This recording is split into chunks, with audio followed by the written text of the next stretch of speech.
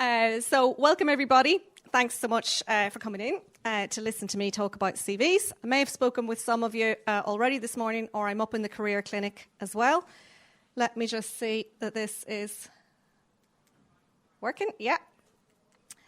So I'm a career coach. I'm also a career changer. So I spent 20 years in my former career. I was a solicitor before deciding to change. And I do say that I left law twice.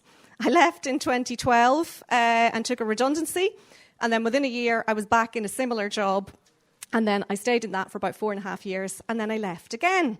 So I have made a pivot. That's not what I'm talking about to you today. So I'm going to talk about CVs. So even today, so far, I have seen lots and lots of CVs already today. And I have to say the quality of the CVs I've seen today has been really, really good. But there might be room for improvement. So my main tip, I suppose, is don't be complacent about your CV. Don't think that you have your CV done and that that's the CV that you send to every single job. So I'm going to take you through a few things and give you my top 10 tips. So before I get there, I'm just going to deal briefly with this question. What is a CV? Why do we do it? What is the purpose of it? So 2 things really. The purpose of your CV is not to get you a job. The purpose of your CV is to get you in the door to an interview. So there's a particular skill or set of skills in trying to get yourself in front of somebody else. So through the recruitment process, you send in the CV, you get the interview, you get a second interview, you get the offer. So the CV is the first part of that. So secondly, your CV, therefore, is really your marketing brochure. So if you were to go out to buy a new car or a new washing machine or a new suit, and you talk to the salesperson or you pick up the brochure for the car, it's going to tell you in brief terms why you should buy this car. It's going to say, this car is wonderful. It goes from 0 to 60 in however many seconds. It's got heated seats. It's got all the latest technology. It's got all these wonderful things. You need this car. Your CV has to say the same thing about you. You're the car. You're the product. So your CV has to say to the employer or the recruiter, you need me. And here's really briefly all the great things I can do for you. So it's your marketing brochure. A few statistics for you. Your CV gets about 8 seconds reading time.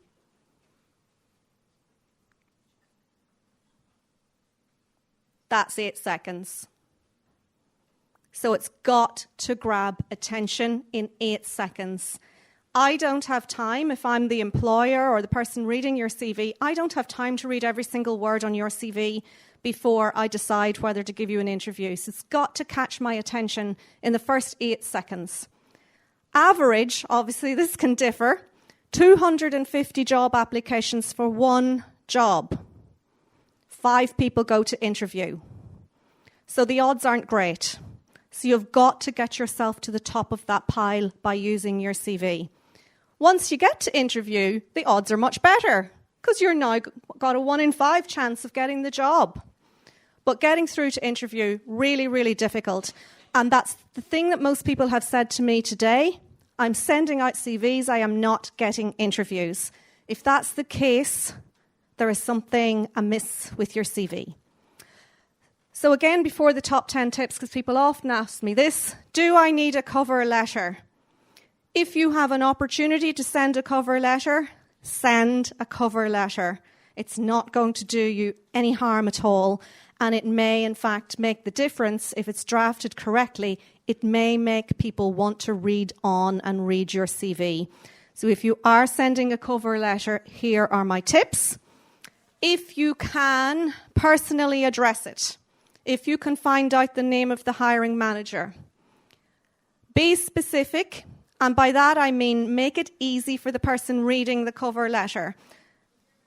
Please say what job you're applying for, and if there's a job reference, don't have them guessing what job you might be applying for. Directional, so point them to the CV. As you can see, I have this, this, and this. So highlight a few key items. Don't say everything in your CV, and don't say, "Dear hiring manager, please find attached my CV, yours sincerely," because that's no good to anybody. So neither too long nor too short, but just right. I'm very interested in this role because I really like your company because. So no longer than 1 page, 3 paragraphs really, and make it the same style and format as your CV so that it looks nice and it's easy to read. Here's what I want you to think about as well. Who is reading your CV? And what are they looking for? They don't want to know your life story. Think of the brochure. If you're going for the car, what do you want to know? That depends on what car you want to buy. Do I want a fancy sports car, or do I want a sensible family car with a big boot? That's what I want to know. So same for you. What are they looking for? What are the essential things on the job advertisement? You need to put those at the top. So the people reading your CV could be a recruitment consultant, could be someone in HR, could be in a small company, the employer could be recruiting themselves, or it could be a bot. So it mightn't be a person at all. And if it's a bot, feed the bot. Keep the bot happy. Give the bot the words that it's looking for. It is scanning your CV. It is looking for keywords. What are those keywords? Are they on your CV? No. Then bin, next CV. Keep the bot happy. And if it's a human being reading it, make sure you know what they are looking for and make sure that's top, front and center of your CV. So where are these top 10 tips? Here they are. They're coming up now.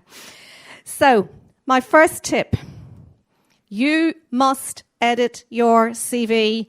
I am sorry to tell you, each and every time you send it for a job. It's more work for you. It's more successful in the end. So please don't think I have my CV done and I will fire that CV out to 20 different jobs and hope for the best. It doesn't work that way. If that's what you've been doing and you haven't been getting responses, that is why. You have a generic CV.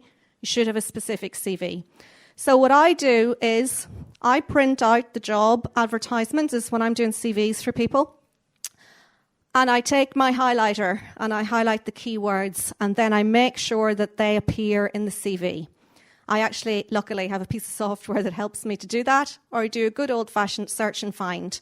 Is the word management in my CV? How many times is it there? Am I making it clear that I have management experience or whatever it is? So do a matching job without telling any fibs and without just copying the job advertisement and making that your CV, because that doesn't look good either. So make sure you edit it each time. That means you have to be good at keeping your records, because you have to make sure you know which version of the CV you sent for which job. Because if you're called for interview, you want to have that CV in front of you. Number 2, what to leave out. Don't be afraid of deleting stuff from your CV. Ask yourself the question for each and every entry in your CV, does this matter? Will it matter to the person reading it? So you don't need to include your address, your full address. You don't need to. You can if you want. But if you're applying for a remote job, doesn't matter where you're working. Or you're living in Dublin and you apply for a job in Cork, you don't want the person reading it to think, well, they're not going to move to Cork for a job, making a big assumption. They don't know. So leave out stuff like your date of birth, your marital status, your religion, your number of children. Those are discriminatory grounds, but nobody needs to know that. That's personal information. They don't need to know that. Leave out anything irrelevant. You have a qualification in cookery. but you're not going for a cookery job or catering job. Doesn't matter. You can leave it out. You can keep it in, of course. It might show your willingness to study or willingness to learn or something else. But if it's not relevant for the job and you're short on space, take it out. I used to have a job when I was a student picking mushrooms in a polytunnel in the summer. I'm not putting that on my CV. If it's an old job, if it's a short job, if it's a student job, if it's from 1985, don't put it on your CV. Keep your experience relevant and keep it current. So what somebody wants to know about you is your recent experience. If you have a longer career, concentrate on the last 10 to 15 years. You don't need to put referees' names on the CV. You don't need to mention referees, or you can put references available on request.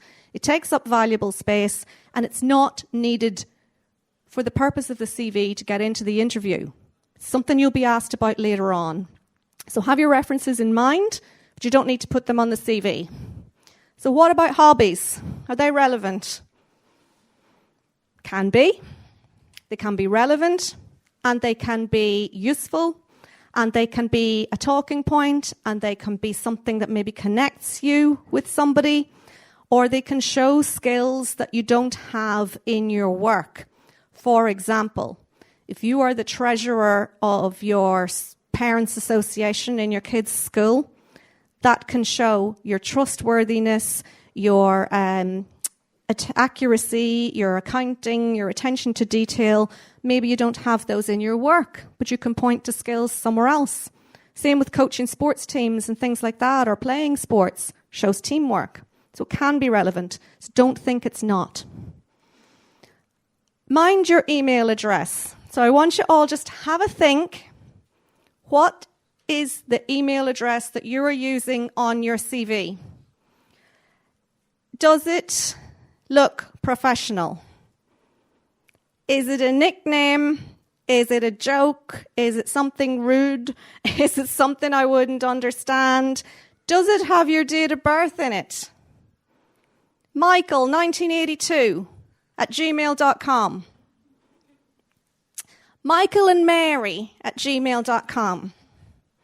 Whatever it is. Gmail, actually, good, older-fashioned email addresses. Look, it's really easy. Just set up a new account. Make sure you have a professional-looking email address, because 76% of CVs with unprofessional-looking email accounts get chucked. Also, I would say don't use your current work address. Set up your own email. Set up a new one. It's really easy. Make sure it looks professional. If you can't get your name, then put in, your middle name or something, or an initial or something else in it. It's a good idea, I think, if you're job searching, set up an account for your job search so that you don't miss anything. Just make sure that that's the one you're sending your applications from as well. Number 4, have a snappy profile paragraph. Your CV must start with an introduction, profile, professional summary, whatever you want to call it. But if that is the only piece that's read, is that saying enough? So it must pique the interest of the reader, make them want to read on. It must show your best points, the points that connect you with the job. Use those key words, use those key skills. Make sure if the job application says must be a qualified accountant, then you say qualified accountant. If it says qualified accountant with 5 years experience in financial services, then you say qualified accountant with 5 years experience in financial services. Or same words, different order. Make sure you're hitting the essential requirements. If you have any figures or statistics, they're good in the profile or in the body of the CV. If you can say managed a team of 5, or 100% success, or increased sales by 20%, or whatever it is, always good because it pops off the page.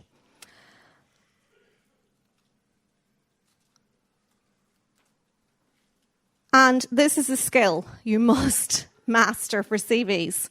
You must be brief. You must be succinct. You must be clear. Don't use 20 words where 10 words will do. Go through your CV if it's too long, or if it's too wordy, or if it's too dense with text, and remove words that don't mean anything. Your ands and all kinds of things like that. Just take them out. Don't make your CV conversational style. Imagine that your CV is being read in the manner of a newsreader. You want to hit the main points. The newsreader doesn't say, well, today you'll never guess what happened when I used to work here and there and whatever. You need to be really, really, really succinct. No more than 2 pages, if possible. You need to use a good, clear font and formatting. I'm just noticing that I have used a curly G here. Anything that is in any way curly, avoid it. Nice, plain. I use Arial or Calibri usually in the font. 10, 11 or 12, no smaller than size 10. Nothing fancy. Avoid the fancy CVs with the big coloured bands and the photographs and the columns and the tables and all of that. They confuse the scanner. A nice, ordinary Word document in black and white is all you need. Simpler, the better. Bullet points are good because they're very readable. Somebody can scan down. Dates, I would put down the right-hand side so that I can glimpse down the CV really quickly, see your work history. Don't use waffle. Don't waffle on. And don't use jargon if the person on the other side isn't going to know what it is. If it's something that's industry-specific, that's okay. Mind your language. Your language has to be strong, clear. And this is what I've seen this morning, actually. Really good language in CVs. Strong verbs. If you're not sure, or if English isn't your first language, Google verbs for CVs, and you'll get lists of them. So nice and strong, like managed, completed, negotiated, implemented, organised, initiated. Nice strong verbs. In the past tense, use them. And then maybe say a descriptive word. How did you manage it? Strategically managed, budget of whatever. Successfully negotiated. Hundreds of contracts. Real life examples and results are what the person reading your CV wants to know. What are you capable of? What have you done in the past? So you need to give them facts. If you have statistics, as I've said, put it in. This is where I fall down. I find a word I like and I keep using it. So I've repeated myself and that gets boring to the person reading it. So try not to repeat the same word over and over again. Cliches.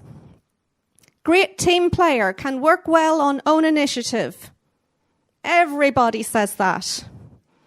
If it's important for the role, then that's okay. You should be saying it.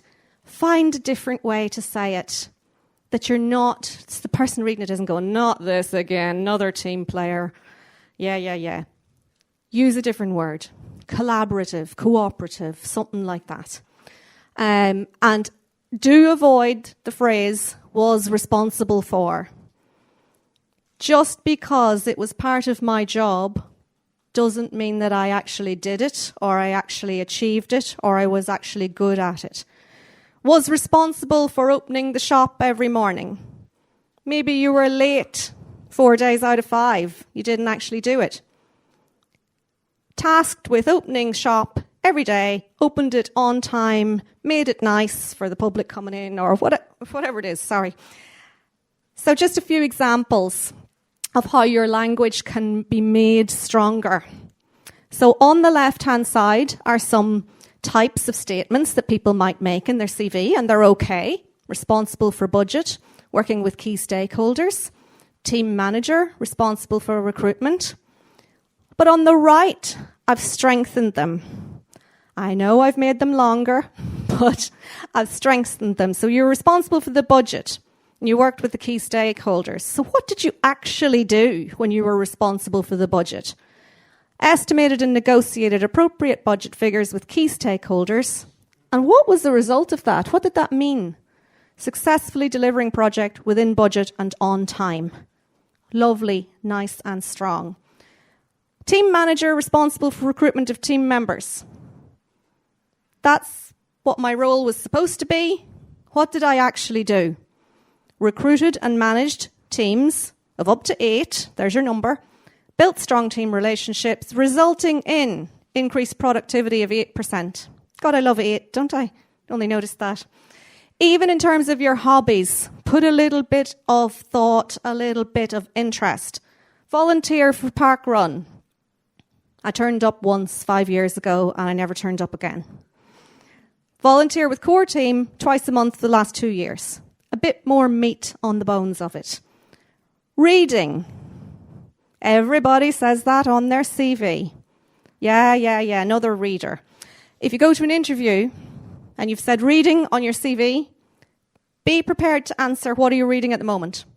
The magazine that was in the reception?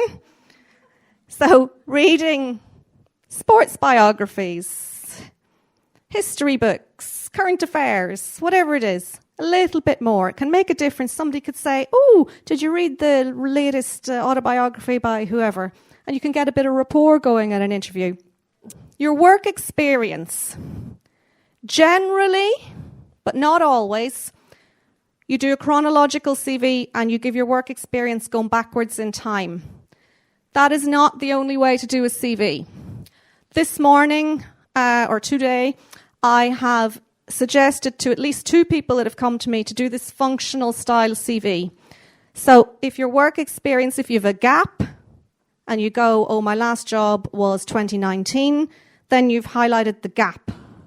Or if you have worked for 20 years in the one industry and maybe that's not going to show you in a good light, or you want to change to a different industry, concentrate on your skills rather than your jobs and dates. So you put the jobs on page 2 and you pull out the skills and you put those on page 1. As I've said, not all jobs need to be listed, so think about that. Relevant jobs. Or if you've had lots and lots and lots of jobs, instead of making your CV 5 pages long, just put a heading. Retail jobs, this date to that date. Customer service jobs, this date to that date. And if you have a gap, what do we do about a gap? That's tip number 8. Mind the gap. If you have a gap, or if your gap is now, consider using the functional style CV. So maybe you're a parent who's going back to work after 10 years minding your children, raising your children. You want to show your skills rather than the fact that you haven't worked in 10 years. So, do you mention it at all? You can mention it in a CV. You can put it in your date order as if it was a job and say, travelled the world, career break, redundancy. If it's for a more kind of negative reason, or negatively, the person on the other side might think negatively of it, like redundancy, it's not your fault, but has a ring to it. If you were ill, or if you were rearing your children, how to deal with it. So, do you mention it or do you not mention it? My rule of thumb is, how long ago was your gap? And how long was the gap? Do I need to explain it at all? Or can I just carry on? If you think you need to explain it, you could say it in your cover letter. I was made redundant, or my position was made redundant in 2021. I took a career break, but now I'm ready to go. I want to go back to work. I'm raring to go. I'm ready. I can start tomorrow. That's the big advantage you have if you're coming to the workplace from a gap now. So again, just mind, if you've said you were raising a family, well, now the employer, potential employer, knows you have children. Is that putting a doubt in their mind? Not that it should, but it might. If you were off because of illness, they don't need to know, but you've recovered, you're ready to go, you're raring to go. Positive. You turn it into a positive. Make sure, and even if it comes up in an interview, make sure you don't dwell on why I was off, you dwell on where I'm going now. I want to work, I'm here to work, I can do this job. My bugbear, what I don't like seeing on a CV, is the use of the first person. I am a wonderful person, I am a great employee, I am a hard worker, I was a manager in such and I worked there for 10 years and I'm great. That's the kind of thing you can keep for your interview. In your CV, like you're reading the news. It's not conversational. It's boom, boom, boom. Really easy points to read. So don't use the first person. So I implemented a new accounts system. Just take out the I. Implemented a new accounts system. Boom. What did I do? Implemented. Or successfully implemented a new accounts system. And what did that mean? It was on time, was in budget. It was great. I am an enthusiastic person. Just take out the I am an. Enthusiastic person, hard worker, attention to detail, whatever it is that you want to say about yourself, just go straight for it. So take out the I's. And finally, if you do nothing else before you send out a CV, please, please, please, please proofread it properly. Proofread it thoroughly. Give it to somebody else to proofread, because you don't see. You've been staring at it on the screen for so long, you can't see the typos. You can't see the word that you've repeated 5 times. You can't see that you've used an apostrophe in the wrong place. So you can't see it on the screen either. So print it out and go through it line by line by line, or give it to somebody who has a fresh pair of eyes. So before you hit the send button, make sure there's no clangers in there. That's my top 10 tips. Before I finish, I just want to talk a little bit about how you would format it. So contact details, obviously. LinkedIn profile, if you have one. Then your paragraph. Then you can go into your work history. And as I've said, I put the dates down the right-hand side. And I would use bullet points. Focus on your achievements rather than your responsibilities. Your education, and again, all you need is the qualification, the awarding body, and the date. Unless you're a recent graduate, and if you're a recent graduate, you can give details of modules and projects and all kinds of things. If you have any other training, you can put that in with the education or separately. Hobbies and interests, reference available on request. The skills piece, I like to use to kind of list skills at the top so that you're catching those keywords. Or if you're using the functional style, you can put your skills as your headings and you can talk about them rather than talking about the jobs. So you can flip the education and the work history around, and I would do that if I have something lovely and new qualification to my name. I might put that first. So on the whole, ladies and gents, this is my advice. Make it snappy. And that actually fits really nicely in to an acronym. S for succinct. N, look out for the things that are not needed or not relevant. A is your action verbs. Make sure, nice strong words. P, it must look professional. It's your marketing brochure. It must give me a good impression of you. The language and the layout. The other P is positive. There can't be any negatives in your CV. Failed exams or things like that. Just don't mention them. And why is for you? This is your marketing brochure. This is what you need to rise to the top of those 250 applications to get in front of someone for interview. So it has to be about what you did, which shows me what you are capable of doing. So it's okay to boast in your CV. In fact, you should. It's okay to be about you. So that's it, and that is me, and that is where you can contact me. I do all kinds of career coaching, career change. As I've said, I'm a changer myself, and I have tools to help with job search. I do CVs for you if you don't want to do them yourself. And come and talk to me. You can book in for a complimentary chat, and the link to book is on the website. Thank you.